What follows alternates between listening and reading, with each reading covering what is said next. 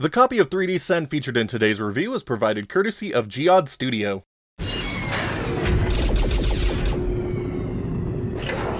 I can't remember a time before NES emulation was a thing. From our first Windows 95 PC until today, I have always enjoyed an NES classic or two through emulation. The thing about NES emulation though is that it has been nearly perfected for years. The announcement and release of new NES emulators hasn't been all that exciting or interesting because of this. That is, until 3D Sen appeared on the scene. 3D Sen is a newer NES emulator that first popped up on my radar 4 years ago when we covered it on Game Tyrant. Rather than being just another NES emulator, 3D Sen is offering up something truly unique: complete 3D overhauls of classic NES titles using existing ROM files. After years of development and testing, 3D Sen has finally come to Steam via early access with hopes of a full launch later in the year. Yes, you heard that right. 3D Sen offers you a way to play a number of supported NES titles in a whole new way. Truck TV of Geod Studios has been able to get 3D renditions of roughly 70 NES titles up and running for this early access launch, including hits like Super Mario Bros., The Legend of Zelda, and Mega Man. Truck TV has achieved this by utilizing custom frame data sampling, a voxel 3D engine, and Lua scripting to bring each experience to life. Now, this is an oversimplification of the process and work that has to go into each title, but it does give you the basic idea of how it works. When you first boot into 3D Sen, you will be greeted by a very simple menu system that lists every supported game. There is also a 2D mode option, but I will touch more on that in a bit. Now, here's the thing. 3D Sen does not come preloaded with any of these titles. While emulation has been legal since the late 90s thanks to the efforts of Bleem, distribution of copyrighted games without licensing is still very much not. That being the case, you will need to supply your own ROM files in order to play them. With the right equipment, it isn't difficult to back up your entire NES library. After you have your files, simply double-click the game you wish to play and use the file browser to locate it. After the location has been set for a game, it will be remembered for subsequent play sessions. If you need to change the location for any reason, you can do so by right-clicking on the title. At any time during gameplay, you can return to the menu and right-click the in-game scene off to the right to give your game a screenshot to help pretty up this menu. I have to say, this is a cool way to experience some NES classics. I have played the original Mega Man a number of times across multiple different platforms, and this might be the most I have enjoyed playing it in years. While the game plays exactly as you would expect it to, which is a feat unto itself, the presentation is what truly steals the show. The added layer of depth to the environments and certain objects appearing in 3D are mesmerizing. At any point during gameplay, you can freely rotate the scene, resulting in some truly unique game perspectives that have just never been available before. Some of these angles can make actually playing the game more difficult, but they are still fun nonetheless. The quality of the 3D graphics do seem to change based on the game and time spent with it. While I loved how Mega Man looked, it pales in comparison to how cool Zelda looks. With the slight angle on all the background objects and 3D reworks of various enemies, it could pass for a nice 3D remaster. I also love how items have been modified to spin. These effects also apply to the overworld in Super Mario Bros. 3, another game I have been absolutely loving in 3D Sen. Honestly, pretty much any game that uses a background gets an awesome shadow box design.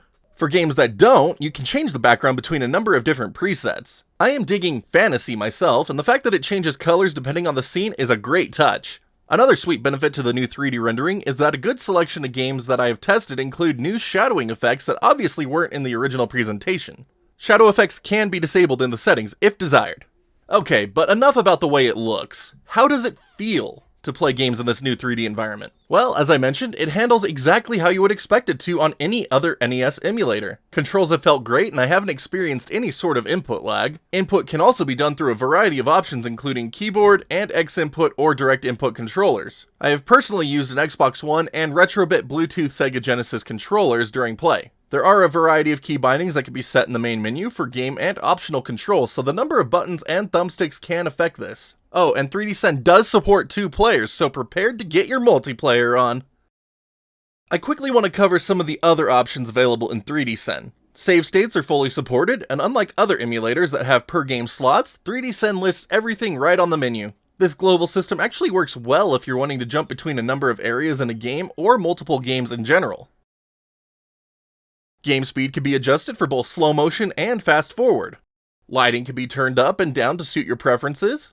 A frame skip option is selectable to help lower-end systems maintain full speed at the trade-off of video smoothness. The frame rate of the 3D engine can also be selected, and while it won't change the NES title's FPS, it can make the 3D presentation smoother. Anti-aliasing is available to be turned on and off with FFAA and SMAA options. Last up is the render mode that can be changed between direct and render text. I have found direct to offer smoother performance on my machine, but if you want access to a few additional features like video scaling, you will need to use render text.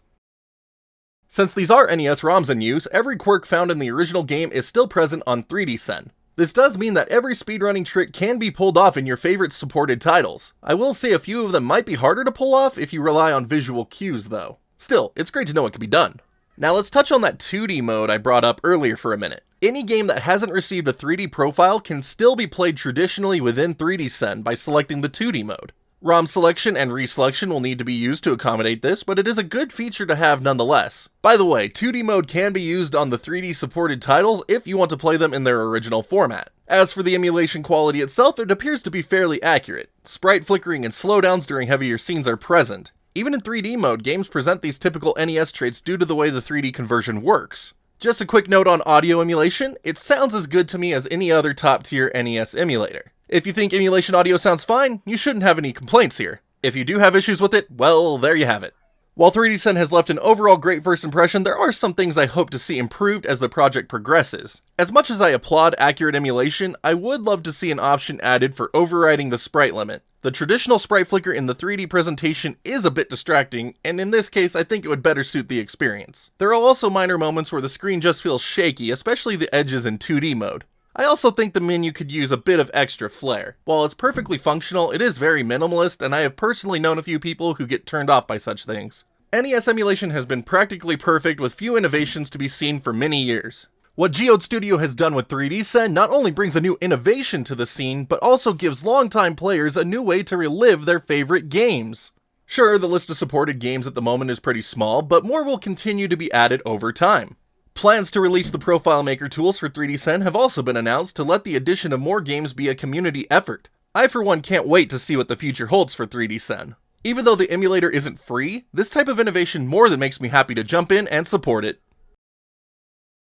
Thank you for making it to the end of today's review. I have had a ton of fun exploring 3D Sen over the last week, and thank you again to Geod for sending this my way to check out on the channel. I really appreciate it once again. Like, that's really big to me, to be able to spread the word of this emulator around a little bit more.